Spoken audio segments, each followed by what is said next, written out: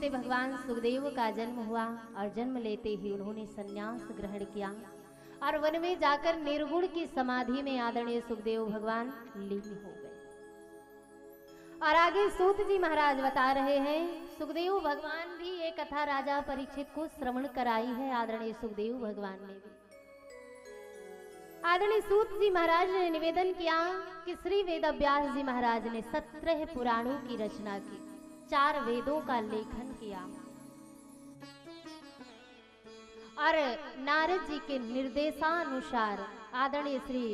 वेदव्यास जी महाराज ने श्रीमद् भागवत महापुराण का लेखन किया।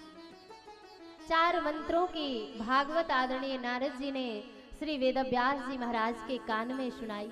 और उनसे कहा, इस मंत्र का विस्तार करके एक नवीन पुराण की रचना करो, जिससे इन संसार वालों को भगवान की भक्ति प्रदान होगी, भगवान की भक्ति प्राप्त होगी इस ग्रंथ के द्वारा। तब आदरणीय श्री वेदव्यास जी महाराज ने उन 4 मंत्रों को 18,000 श्लोकों में परिवर्तित करके एक नवीन पुराण की रचना की, जिसका नाम श्रीमद् भागवत महापुराण। तो कहते हैं श्री वेदव्यास जी महाराज ने लेखन तो कर दिया इस पुराण का, लेकिन सोच रहे हैं ये प्रसाद किसको बांटूं, किसको प्रदान करूं, क्योंकि भागवत कथा तो सुनने का अधिकारी वही है जिसने काम पर विजय पाली हो, जिसने क्रोध पर विजय पाली हो, अन्यथा इसको कोई चरित्रार्थ नहीं कर सकता है। तो वेदव्यास जी विचार ही कर रहे थे कि किसको सुनाऊं, किसको सुनाऊं, किसके सामने रखूं, किसके हृदय में ये भाव भर दूं, ये प्रसाद डाल दूं। तो कहते उनके अंतःकरण से आवाज आई, आपका अपना पुत्र सुखदेव है ना, उसने तो काम और क्रोध पर विजय पाली है, उसे श्रवण कराइए। उससे अच्छा कौन हो सकता है भगवान की कथा गाने वाला। तब आदरणीय वेदव्यास ने विचार किया कि सुखदेव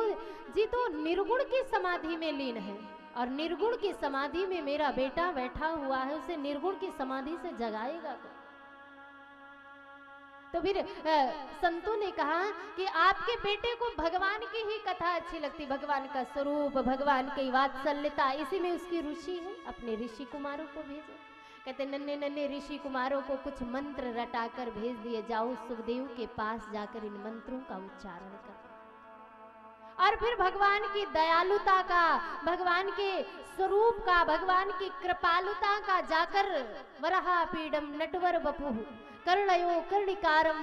बिभ्रद्वासा कनक कवसम वै जयंती चामालाम, ऐसा जाकर वो सारे ऋषि कुमार सुखदेव भगवान के चारों ओर घूम रहे हैं और इसी मंत्र का गायन कर रहे हैं। और जैसे इतना गायन किया तो कहते सुखदेव भगवान निर्गुण की समाधि से बाहर आ रहे हैं, लेकिन जैसे ही मंत्र बंद हुआ पुनः निर्गुण की समाधि में चले गए। फिर उन ऋषि कुमारों ने भगवान की दयालुता का वर्णन किया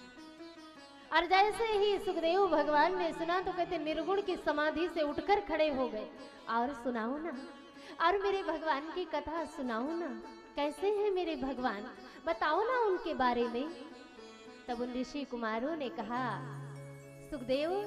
अगर इससे ज्यादा आप भगवान के बारे में जानना चाहते हो तो आप अपने पिता के पास जाइए, वो आपको भगवान की संपूर्ण कथा सुनाएंगे। कहते सुखदेव भगवान वो परमहंस है महाराज, वो परम ज्ञानी है सुखदेव भगवान, स्वयं भगवान ही सुखदेव भगवान के रूप में प्रकट हुए। भगवान के 24 अवतारों में से भगवान का एक अवतार सुखदेव के स्वरूप में। पागलू जैसे दौड़ते हुए पिताजी के पास आ गए और कहा मुझे कथा सुनाओ ना।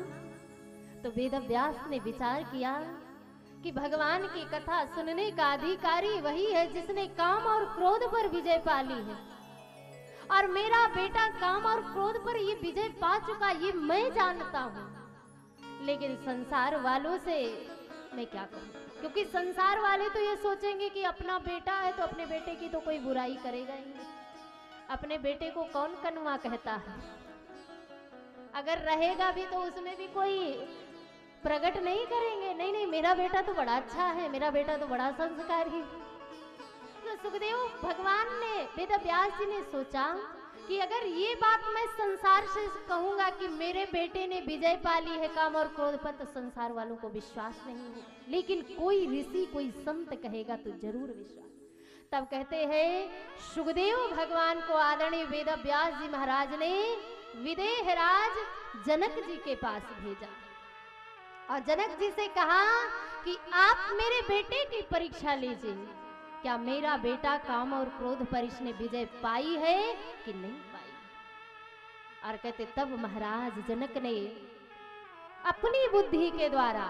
अपनी मति के द्वारा भगवान सुखदेव की परीक्षा ली और फिर सुखदेव भगवान 100% महाराज खरे उतरे। काम और क्रोध इंद्रियों पर जिन्होंने विजय पा ली हो, जिनका मन वशीभूत है उनके कि वो जैसा चाहेंगे मन उनका वैसा ही करेगा। और हमारी क्या स्थिति है, बस इतना ही गड़बड़ है हमारे भी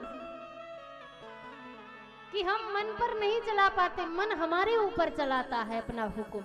इसलिए हमारे जीवन में गलतियां होती हैं। और सुखदेव भगवान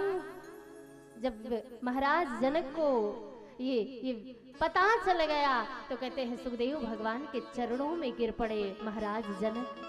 और शायद क्षमा मांग रहे हैं कि ऐसे परमहंस संत के लिए मैंने अपने हृदय में ऐसा विचार लाया, हे परमात्मा मुझे क्षमा करना।